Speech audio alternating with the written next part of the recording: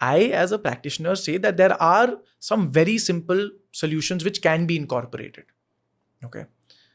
You should, A, when the police are given the power to arrest, that's fine.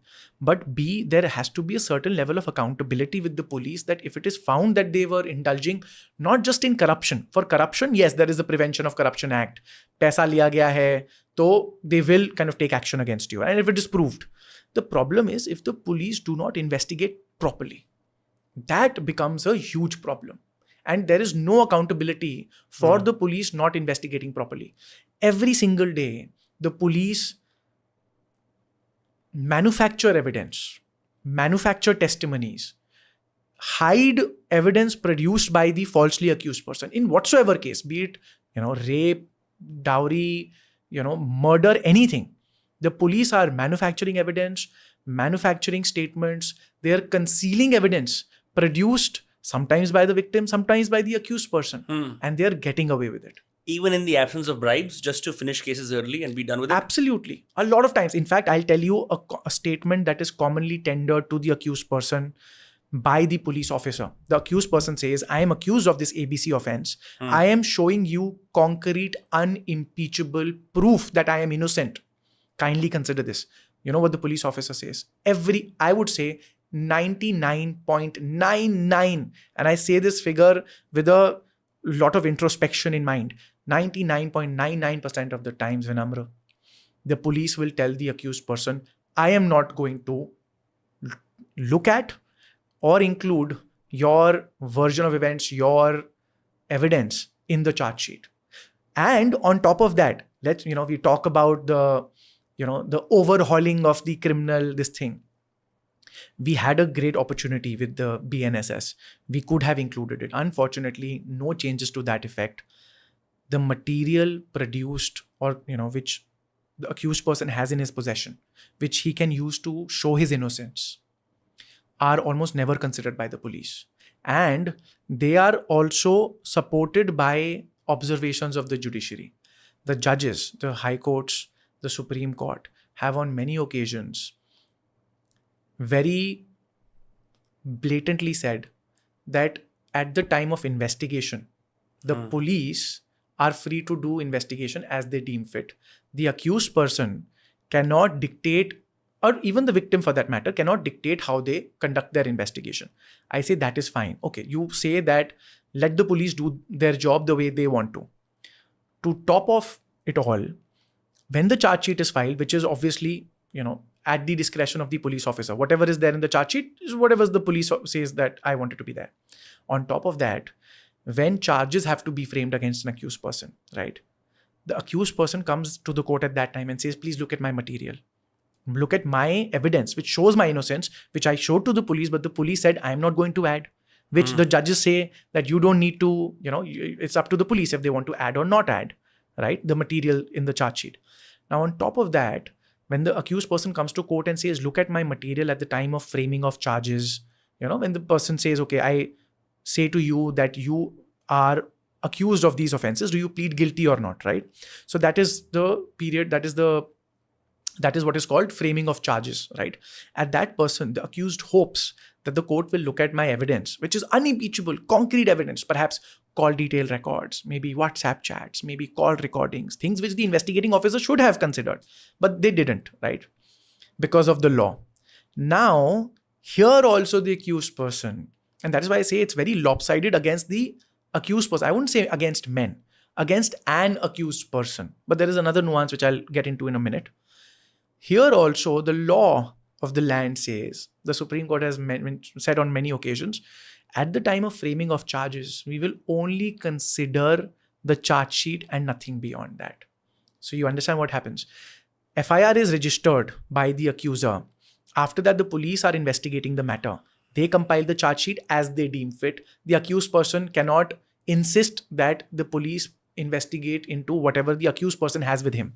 After that, the charge sheet is filed, and at the time of framing of charges also, the accused person again has no right to show his evidence. So the first, now practically speaking, say for example, if today a fictitious friend Ajay faces a false rape case by a woman he has never met before in his life, how about that? They've never met. let's say he has concrete proof that at the time of the supposed date of incident, he was in a completely different city, perhaps 3,000 kilometers away in this country. And he has flight tickets, boarding passes to show that I was in a different city on the day of the allegation. An alibi, yeah. Sure, alibi, right? The lady registers FIR. The police are more than happy to register an FIR against the person, because if they don't register the FIR, how do they make money? So the police register the FIR, and then the man comes and says, "Bhai, look, first of all, they can always arrest." So he has to either bribe them or get anticipatory bail from the court. He gets that. Then he shows his tickets. For God's sake, look at this. Look at CCTV. Maybe in that Bollywood style, this is my face in that cricket match on the day of the alleged incident. The police will say, that's all fine, we'll look at it. Then they file the charge sheet in the court. None of what he has given to the police ever shows up in the charge sheet. Now comes the time for framing of charges. The court says we cannot look at anything beyond the charge sheet. The matter goes to trial.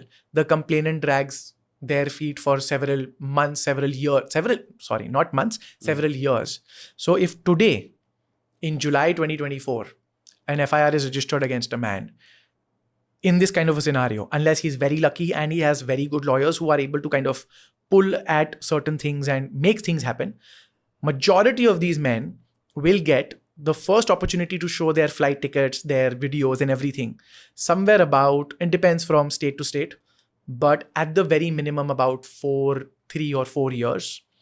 And at that point of time also the matter will still go on, and you can expect an acquittal somewhere in about 5 to 7 years after the FIR has been registered, even if you have concrete proof. Trial के अंदर नहीं लेके जा सकते अपने evidence को. That is the only time you can take it. But that's so long, far out. Precisely. Now add to that, they say, okay, that, you show your, and this is what the judges say. Why don't you show your proof at the time of trial? What's your problem? Why do you want us to consider it right now? The problem, Judge Sahab, is that you insist on me appearing before this court on every single date. You say that the accused person must appear. So there I am suffering. The stigma, the fact that I have to leave my work, the stress, all of that. Yeah. On top of that, imagine this. If I want to go abroad, I can, unless the court restrains me. That happens sometimes as well. But even as a general procedure, every single person who is accused of an offense, when you apply for a fresh passport or for a renewal of your passport, the regional passport office says you must also get an NOC from the court. Unless the court has put a travel restriction, that is different. But if there is no travel restriction, why the hell do you need the accused person to get an NOC from the trial court? If the trial court wanted that the person should not travel abroad for whatever reasons, right? Perhaps he may escape, or perhaps, whatever, right? Usually that he'll escape the justice system. You put a condition right there and then. But no, you apply, RPO says go to the magistrate. Now here's the beauty. Magistrate says, okay, allowed. And I don't know why. They don't give any reasoning. Allowed for 1 year, allowed for 2 years. So you can imagine a passport is supposed to be renewed for 10 years. You're supposed to get one for 10 years, but you're getting it for 1 year. You're getting it for 2 years. The whole process itself takes about 4 to 5 months.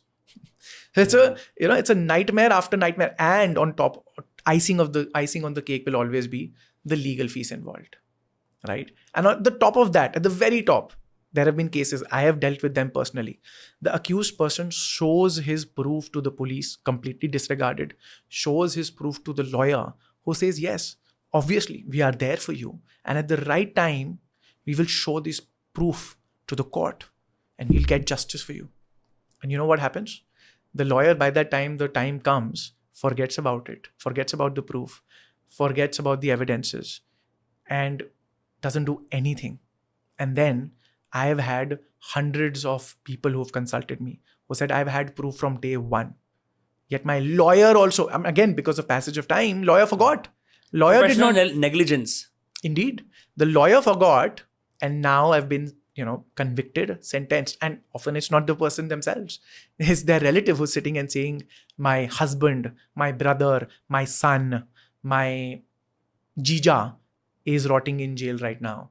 3 saal, 5 saal, 7 saal ki saza, because the lawyer did not. And again, the layman does not have any idea. So they are grappling, they are going to court, they're paying the fees, they're asking, Vakil sahab, kya hoga? The lawyer is saying, aap tension mat lo, acquittal guaranteed several years, and then sorry ji conviction हो गया.